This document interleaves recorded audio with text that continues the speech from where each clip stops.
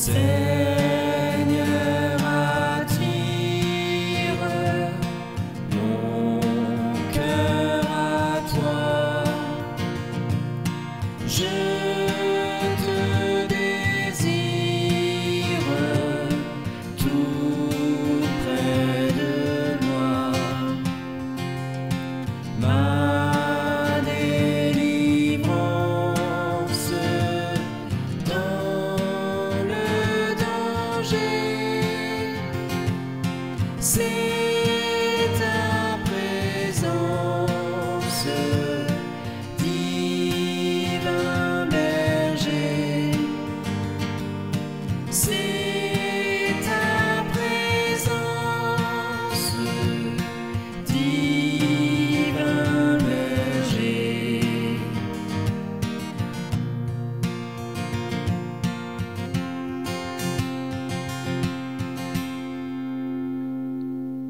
Par ta puissance, brise soumets ma résistance à tout jamais. Courbe mon être, ma volonté, sois-en le maître incontesté. Sois-en le maître incontesté.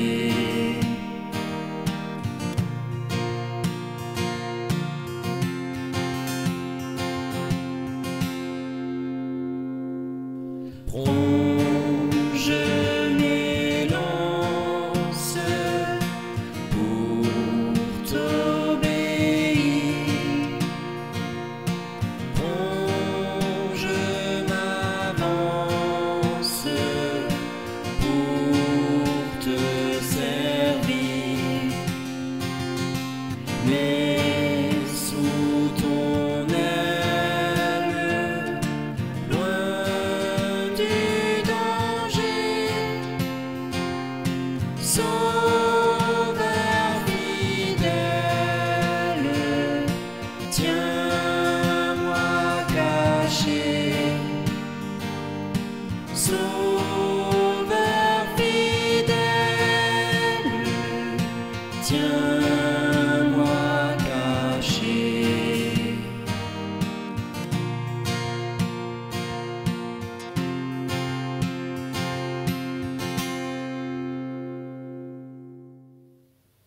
Soyez les bienvenus pour ce nouveau culte vidéo. Dans le livre des Proverbes, nous lisons ceci. Si tu prêtes une oreille attentive à la sagesse, et si tu inclines ton cœur vers l'entendement, oui, si tu appelles l'intelligence, et si tu élèves ta voix vers l'entendement, si tu cherches cela comme l'argent, si tu le recherches comme des trésors, alors tu comprendras la crainte du Seigneur et tu trouveras la connaissance de Dieu.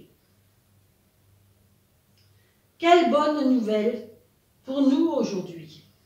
Notre Dieu est un Dieu qui se laisse trouver. Il suffit d'être attentif à sa voix. Il suffit d'user de notre intelligence à bon escient.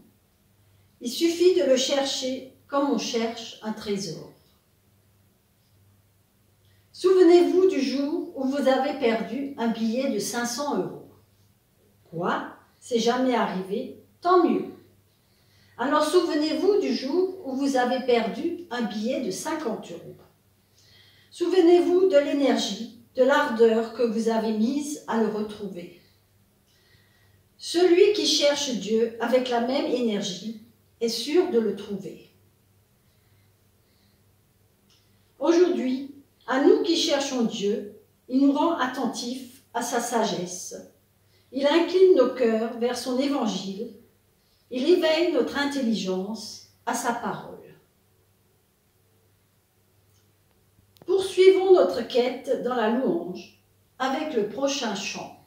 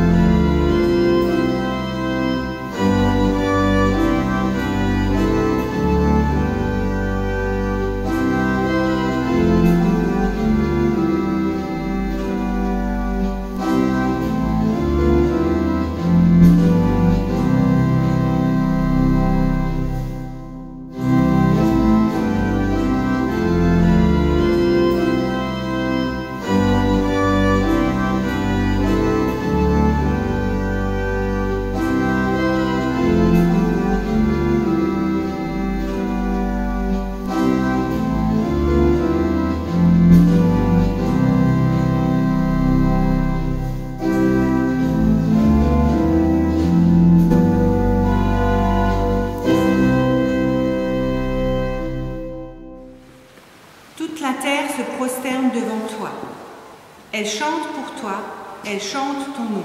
Alléluia. Nous prions avec les mots du psalmiste au psaume 105. Louez le Seigneur, dites bien haut, qui est Dieu? Annoncez aux autres peuples ses exploits. Chantez pour lui, célébrez-le par vos chants. Parlez de toutes ses merveilles. Soyez fiers de lui, l'unique vrai Dieu. Ayez le cœur en joie, fidèles du Seigneur. Tournez-vous vers le Seigneur Tout-Puissant, cherchez continuellement sa présence. Vous qui descendez d'Abraham, son serviteur, vous les fils de Jacob qu'il a choisis. Rappelez-vous les merveilles qu'il a faites. Rappelez-vous ses prodiges, les décisions qu'il a prononcées. Notre Dieu, c'est lui, le Seigneur. Ses décisions concernent la terre entière. Il se souvient qu'il s'est engagé pour toujours, qu'il a donné sa parole pour 1000 générations. Toute la terre se prosterne devant lui. Elle chante pour toi, elle chante ton nom. Alléluia.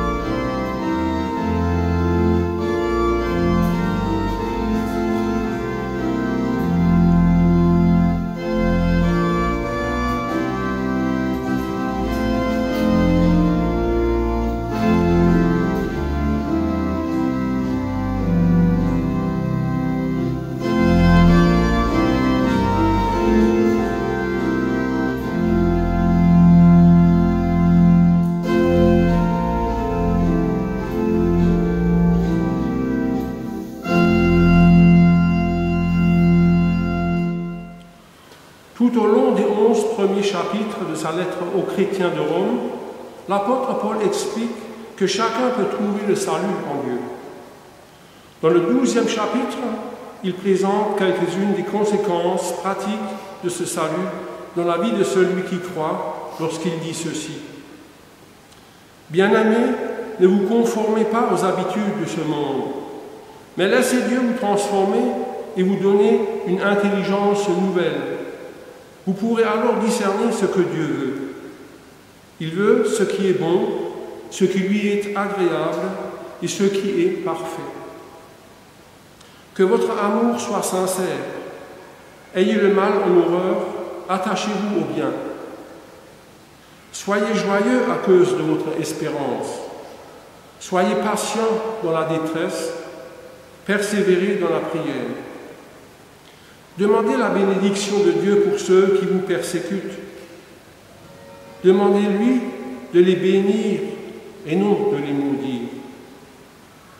Réjouissez-vous avec ceux qui sont dans la joie, pleurez avec ceux qui pleurent. Ne rendez à personne le mal pour le mal. Efforcez-vous de faire le bien devant tous les hommes. S'il est possible, et dans la mesure où cela dépend de vous, vivez en paix avec tous les hommes. Ne te laisse pas vaincre par le mal, mais sois vainqueur du mal par le bien. Nous prions. Seigneur, tu nous invites au renouvellement de notre intelligence. Et nous sommes lourds, tellement lourds et tellement lents à comprendre les chemins de ton évangile. Tu nous appelles à discerner ce qui est bon et juste. Et nous sommes paresseux dans la recherche de tes voies. Nous préférons agir selon nos propres idées. Tu nous encourages à être vainqueurs du mal par le bien. Et nous préférons combattre le feu par le feu, l'épée par l'épée. Seigneur, ô, prends pitié de nous et conduis-nous dans les sentiers de ta justice. Apprends-nous à être joyeux dans l'espérance et patients dans la détresse. Apprends-nous à bénir tous ceux qui nous entourent, même les méchants. Apprends-nous à bâtir la paix et à être artisans de réconciliation. Apprends-nous à choisir le pardon plutôt que la vengeance. Seigneur, nous t'en prions, que ton évangile ne reste pas lettre morte, lue dans un livre, mais qu'il devienne parole vivante dans notre vie. Amen. La tradition juive raconte que lorsque Moïse a vu que Dieu avait écrit le mot « patience » dans la loi, il lui a demandé « Est-ce à dire que tu uses de patience envers les hommes justes ?» Mais Dieu lui a répondu « Avec les pécheurs aussi, je suis patient. » Quoi ? S'écria Moïse. Laisse donc les pécheurs mourir dans leurs péchés. Dieu ne répondit pas. Mais lorsque Moïse a imploré sa miséricorde, le suppliant de pardonner le péché de son peuple, Dieu lui a dit « N'est-ce pas toi qui m'as conseillé de ne pas avoir de patience avec les pécheurs et de les détruire ?» Oui, répondit Moïse, c'est vrai, je t'ai dit ça. Mais toi, tu m'as dit que tu étais patient avec les pécheurs aussi. Alors maintenant, je compte sur la bienveillance que tu m'as promise, car moi aussi je suis pécheur. Pardonne-moi et sauve ton peuple.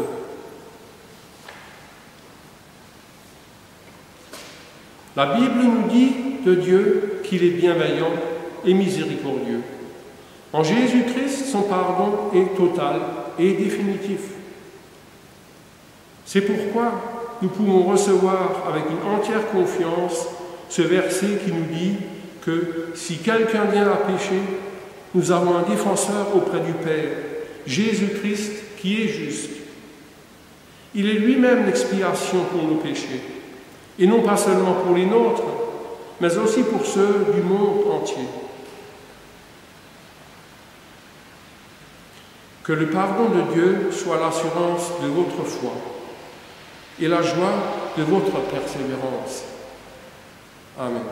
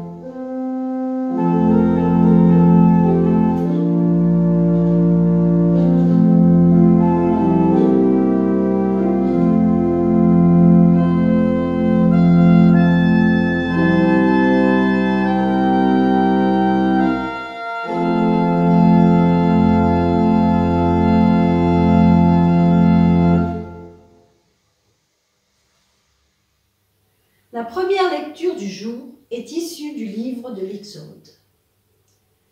Cet épisode précède directement le don des secondes tables de la loi, puisque les premières ont été fracassées par Moïse, lorsque revenu du mont Sinaï, il avait découvert son peuple dansant autour du veau d'or. Moïse demanda à Dieu, « Je t'en prie, fais-moi voir ta gloire. » Le Seigneur dit alors, « Je vais passer devant toi en te montrant toute ma bonté et en proclamant mon nom, le Seigneur. Je ferai grâce à qui je ferai grâce, et j'aurai compassion de qui je veux avoir compassion. Toutefois, tu ne pourras pas me contempler de face, car aucun être humain ne peut me voir de face et rester en vie. Il y a ici tout près de moi un emplacement, un rocher, où tu te tiendras.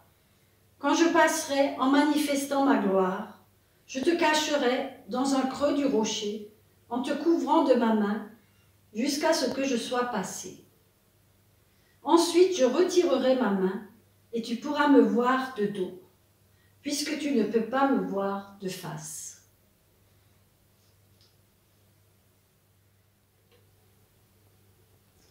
La seconde lecture du jour est tirée de la première lettre de l'apôtre Paul aux chrétiens de Corinthe, un passage où il énonce le fondement de la sagesse chrétienne. Quand je suis allé chez vous, frères, pour vous révéler le plan secret de Dieu, je n'ai pas utilisé un langage compliqué ou des connaissances impressionnantes, car j'avais décidé de ne rien savoir d'autre durant mon séjour parmi vous que Jésus-Christ et plus précisément Jésus-Christ crucifié. C'est pourquoi je me suis présenté à vous faible et tout tremblant de crainte. Mon enseignement et ma prédication n'avaient rien des discours de la sagesse humaine, mais c'est la puissance de l'Esprit divin qui en faisait une démonstration convaincante. Ainsi, votre foi ne repose pas sur la sagesse des hommes, mais bien sur la puissance de Dieu.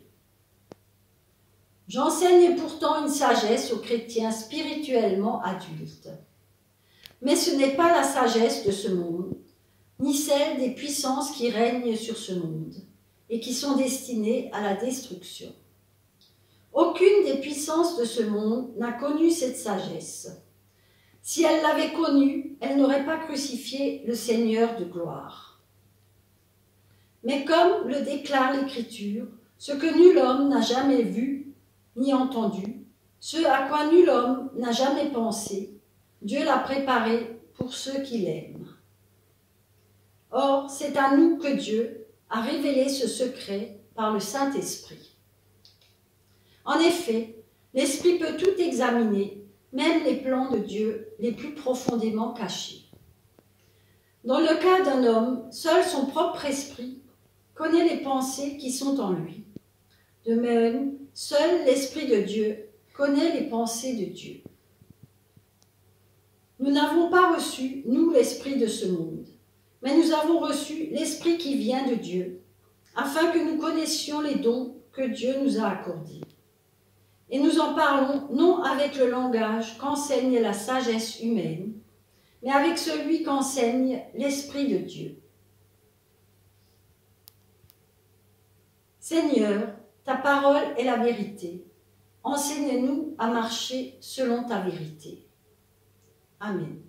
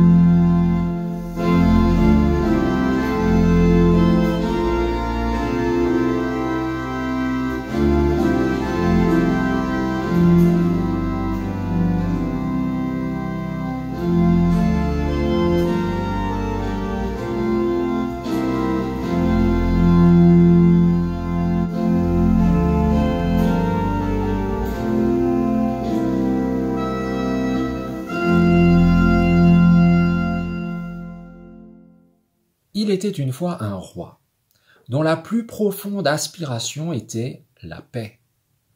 Pour lui-même et pour sa famille, évidemment, mais aussi pour ses sujets, pour l'ensemble de son royaume. Une paix que lui-même trouvait le plus souvent dans la contemplation des tableaux de peintres du monde entier. Un jour, afin de concilier ces deux passions, la peinture et la paix, lui vint l'idée d'initier un concours. À l'artiste qui peindrait la plus belle illustration de la paix, le roi promit les plus grands honneurs, si grands qu'aucun artiste n'en a jamais connu de tels au cours de toute l'histoire des arts. Alléchés par cette extraordinaire récompense, de nombreux peintres, plus ou moins talentueux, relevèrent le défi.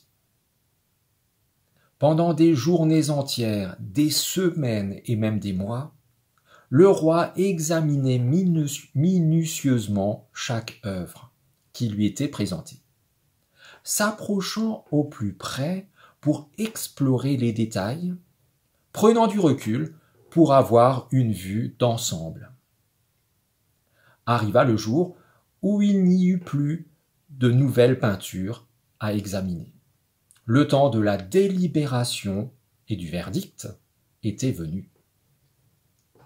Parmi les nombreuses œuvres qu'on lui avait présentées, 2 tableaux retenaient tout particulièrement son attention.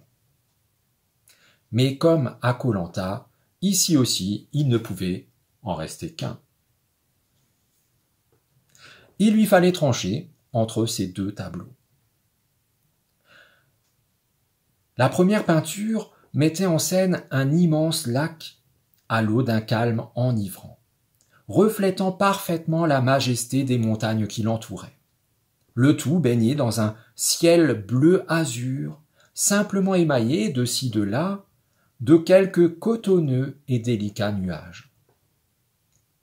Alors, parmi les gens de la cour, c'est cette peinture-là qui avait la préférence du plus grand nombre. Tout ce calme, cette sérénité, cette beauté, d'un bout à l'autre de la toile, leur semblait l'image parfaite de la paix.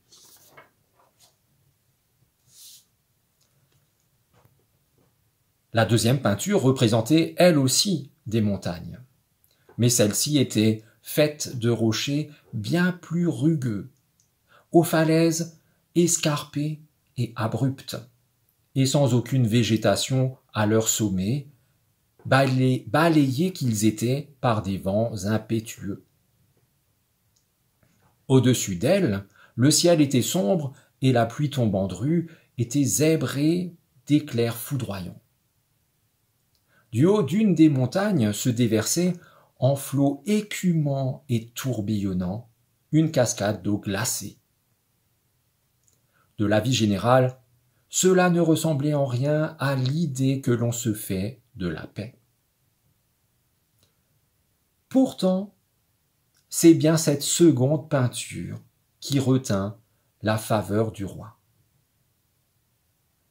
Devant l'incompréhension de sa cour, le roi expliqua qu'un regard superficiel sur les choses et sur la vie ne saurait permettre de déceler le signe subtil d'une paix véritable.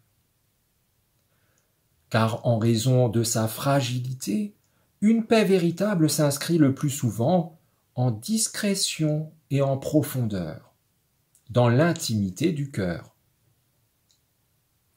Pour que chacun puisse le constater par lui-même, le roi les invita à s'approcher pour découvrir, imperceptiblement dissimulé derrière les tourbillons de la chute d'eau, un petit buisson qui avait poussé à même le roc. Et dans le buisson, le nid qu'une maman oiseau avait bâti là. Là, au milieu de la tempête en furie, au milieu de tous ces remous, la maman oiseau couvait et protégeait affectueusement sa progéniture. Une progéniture paisible, comme seul peut l'être celui qui se sait en sécurité. La paix n'est pas forcément tributaire d'un environnement calme, sans bruit ni trouble aucun. Car la vie n'est jamais paisible à ce point. La paix véritable est celle qui saisit et qui s'installe durablement dans notre cœur au milieu même des tempêtes, des épreuves, des difficultés qui menacent notre vie. Parce que nous nous savons dans la main de quelqu'un de confiance, de sûr, qui tient ses promesses, quelqu'un pour qui nous comptons plus que tout au monde, quelqu'un qui est plus fort que les difficultés, qui ne baisse jamais les bras parce qu'il en va de notre bien-être et même de notre vie, quelqu'un qui pour nous remporte tous les combats. Pour les oisillons, il ne fait aucun doute que ce quelqu'un-là, c'est leur maman oiseau. Mais pour nous, croyants sincères, fidèles disciples du Christ, enfants adorés de Dieu, ce quelqu'un-là, eh bien c'est Dieu. Oui, pour nous, ce quelqu'un-là, le rocher de notre vie, c'est Dieu. Comme il l'était pour Moïse. Un Moïse audacieux, dans la première lecture du jour, quand il oblige, quasiment, Dieu à lui montrer sa gloire. Mais parce que cette audace est le fruit de la confiance que Moïse a en Dieu, Dieu ne le prend pas mal. Il ne lui en veut pas. Même si en disant « je fais grâce à qui je veux » et moi j'ai compassion de qui je veux, Dieu lui rappelle quand même que c'est lui Dieu et pas Moïse. Moïse, c'est Moïse.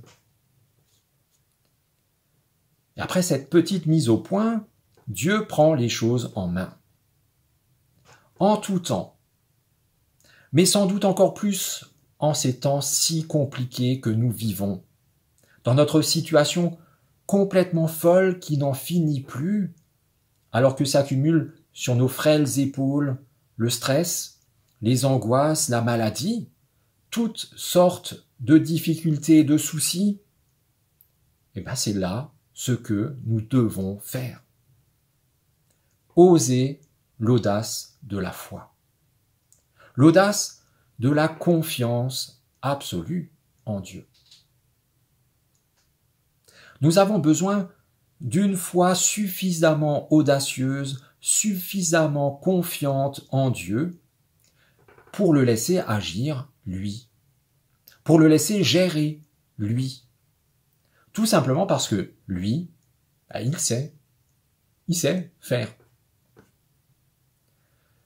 C'est d'ailleurs le premier mouvement auquel Dieu invite Moïse. Moïse doit commencer par se tenir sur le rocher. Juste ça, simplement ça, se tenir sur le rocher. Il n'a pas à s'agiter, à chercher partout, à courir dans tous les sens. Il a à s'apaiser, à se laisser trouver par Dieu, à s'installer et à se fonder sur le rocher. Parce que tout autre lieu que ce rocher n'est pas le bon endroit, ni pour lui, ni pour nous, ni pour un instant, encore moins pour y demeurer toute une vie. Alors ce rocher, soyons encore plus précis, soyons clairs, disons-le nettement, c'est Jésus. Tout autour de nous, le vent rugit, les flots grondent, la terre tremble, les flèches enflammées ou empoisonnées pleuvent tellement qu'elles obscurcissent l'horizon et le soleil. Mais debout sur ce rocher, rien de tout ça ne nous atteint.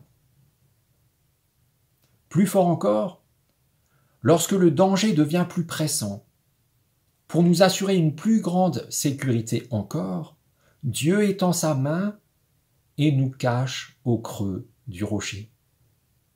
Il nous blottit dans son cœur, comme l'enfant à naître est blotti au cœur de l'être de sa maman, comme l'enfant nouveau-né est blotti dans les bras à la fois tendres et puissants de son papa.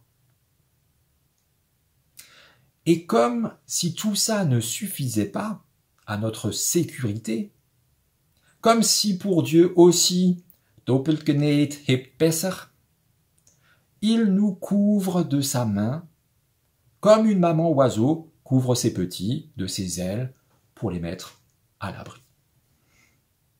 Comme cette poule dont on raconte qu'elle a ainsi déployé ses ailes au-dessus de ses poussins, alors que passait sur eux un incendie dont ils ne pouvaient plus s'échapper, sauvant ainsi la vie de ses petits au prix de la sienne. Et ce n'est qu'une fois le danger écarté, le danger passé, que Dieu ôte sa main d'au-dessus de nous pour que nous puissions le voir. Alors certaines mauvaises langues, pas vous, vous êtes de bonnes langues, certaines mauvaises langues, ailleurs, diront, le voir, oui, mais de dos, seulement de dos. Moi, je dirais plutôt de dos, et ça, c'est déjà le voir, et le voir vraiment. Et en plus, ça, le voir vraiment, ça n'est pas donné à tout le monde. C'est même un extrêmement grand honneur que d'être de notre vivant dans la présence de Dieu de cette manière-là. D'abord, on se tient sur lui. Ensuite, il nous met lui-même au creux de son propre cœur. Et il nous tient dans sa main. Et maintenant, il nous place à sa suite.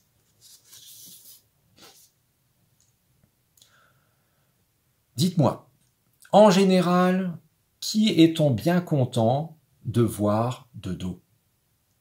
Non, pas les moches, non, de toute façon ça n'existe pas, personne n'est moche. Nous sommes toujours très contents de voir de dos celui que l'on suit, celui qui nous guide. Parce que lui, celui qui nous guide, il connaît le chemin. Dans le cas de Dieu, c'est même lui le chemin. Parce que lui, il connaît les dangers. Il les a tous subis, tous affrontés et surtout tous vaincus.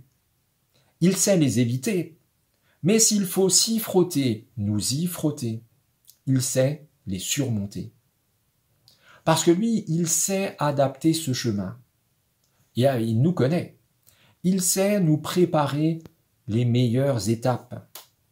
Il sait trouver les lieux où nous reposer, nous ressourcer, nous nourrir.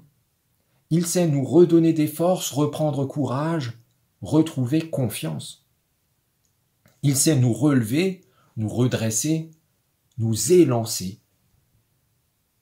Il sait que chacun d'entre nous a besoin d'être coaché personnellement. Parce que on ne marche pas tous pareil, ni aussi vite, ni aussi loin, ni aussi haut, ni aussi longtemps. Alors, je vous l'accorde, d'ailleurs l'apôtre Paul, dans la deuxième lecture du jour, vous l'accorde aussi, tout ça n'a absolument rien à voir avec la marche du monde, ni avec la sagesse ou l'intelligence du monde, ni avec les valeurs ou les envies du monde. Tout ça, sa force dans nos faiblesses, son courage dans nos craintes, sa victoire dans nos défaillances, ça n'est pas glamour, mais c'est vrai. Ça n'est pas vendeur. On n'a pas le beau rôle dans l'histoire, le rôle du super-héros. Mais c'est vrai. C'est vrai. Jésus est le rocher de notre vie. C'est sur lui que nous nous tenons. C'est vrai, parce que nous osons lui faire confiance, il prend lui-même les choses en main, il nous blottit dans le creux de son cœur, il nous couvre de sa main. C'est vrai, les tempêtes se déchaînent autour et sur nous. Mais à l'abri de ses bras, sa force, son courage et sa victoire sont les nôtres. Rien ne pourra jamais nous séparer de l'amour de Dieu. Amen.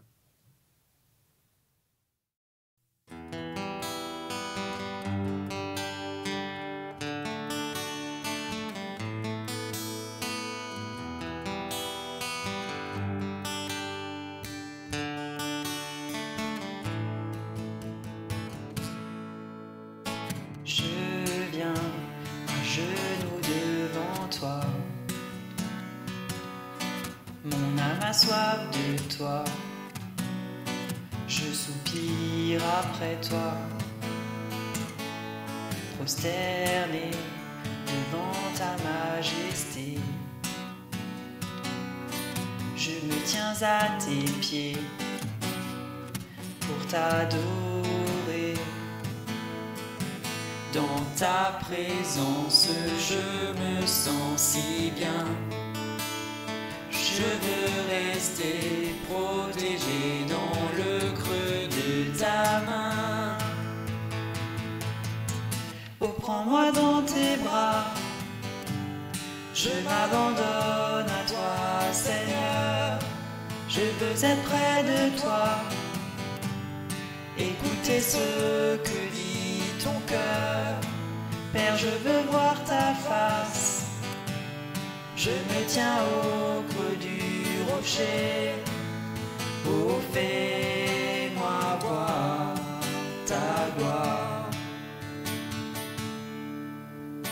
Je viens à genoux devant toi. Mon âme a soif de toi. Je soupire après toi. Prosterné devant ta majesté. Je me tiens à tes pieds pour t'adorer. Dans ta présence, je me sens si bien. Je veux rester protégé dans le creux de ta main. Oh, prends-moi dans tes bras. Je m'abandonne à toi, Seigneur. Je veux être près de toi. Écoutez ce que dit ton cœur. Père, je veux voir ta face. Je me tiens au creux du rocher. Oh, fais-moi voir ta gloire.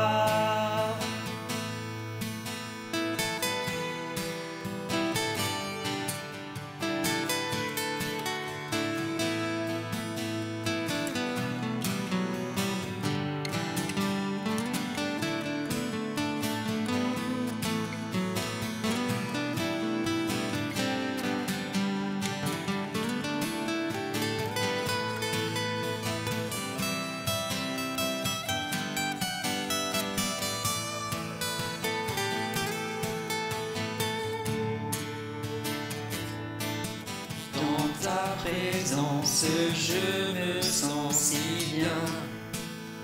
Je veux rester protégé dans le creux de ta main. Oh, prends-moi dans tes bras. Je m'abandonne à toi, Seigneur. Je veux être près de toi. Écoutez ce que dit ton cœur. Père, je veux voir ta face. Je me tiens au creux du rocher. Oh, fais-moi voir ta gloire. Oh, prends-moi dans tes bras.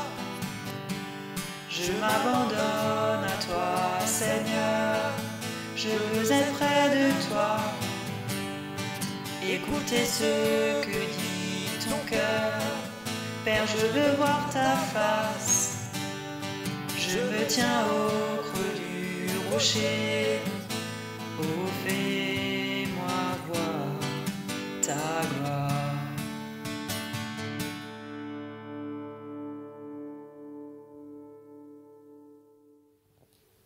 Nous prions les uns avec et pour les autres.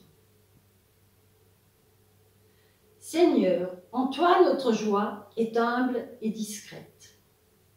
En toi elle est simple, pareille à l'herbe des champs, sous le givre du matin. Elle est légère comme une source bondissant sur les pierres moussues. Elle est ténue comme le souffle de l'enfant endormi dans les bras de sa mère. Seigneur, en toi notre joie est obstinée, comme la prière qui met fin à la nuit. Elle est limpide comme la fine pluie d'été qui rend à la terre les couleurs de la vie. Seigneur, en toi notre joie demeure, car tu nous as marqués du sceau de ton merveilleux nom, car tu nous entoures de ta tendresse de Père, car tu nous recouvres de la douceur de ta main et nous fais voir ta gloire. Seigneur, nous t'en prions, viens et nous saisis, pour que nous te goûtions, toi le pain de la vie, qui t'est offert, déchiré, jusqu'au don extrême de ta vie, afin de distribuer la passion de ton évangile. Seigneur, viens et nous saisis, toi le ressuscité, pour nous soulever jusqu'à l'autre rive, par-delà nos sombres vallées, pour nous insuffler le souffle de ton esprit, lumière, vérité et vie. Seigneur, viens et nous saisis, toi le Père, le Fils et l'Esprit. Déverse la démesure de tes biens dans les cœurs de tes enfants bénis. Seigneur, viens prendre soin de nous, dans toutes nos difficultés, dans nos angoisses, dans nos douleurs, dans nos maladies et face à la mort. Et proclame toi-même sur chacune de nos vies que nous sommes tes enfants. Et nous proclamerons que toi, tu es notre Père qui es aux cieux.